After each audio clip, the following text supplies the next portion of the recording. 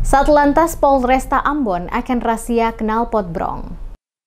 Satuan Lalu Lintas atau Satlantas Polres Kota, Polresta Ambon, dan Pulau-Pulau Lease, Polda Maluku akan menggelar razia knalpot brong atau knalpot bising. Operasi ini dilakukan untuk memberikan kenyamanan bagi masyarakat.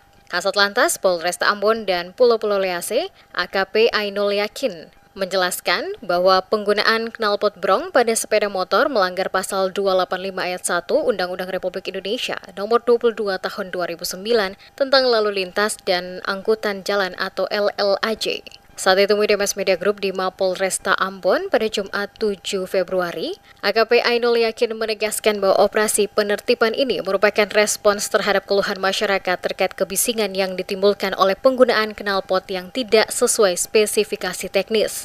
Dikatakan penggunaan knalpot brong pada sepeda motor tidak memenuhi persyaratan teknis dan kelaikan jalan sehingga dilarang. Dalam proses penertiban, pengendara yang kedapatan menggunakan knalpot brong akan diminta untuk segera menggantinya dengan knalpot standar pabrikan. Selain itu, seluruh knalpot hasil sitaan akan dimusnahkan guna memastikan tidak digunakan kembali. Polresta Ambon berharap melalui penertiban ini, kenyamanan dan keamanan masyarakat dapat terjaga serta meningkatkan kesadaran kolektif akan pentingnya tertib berlalu lintas.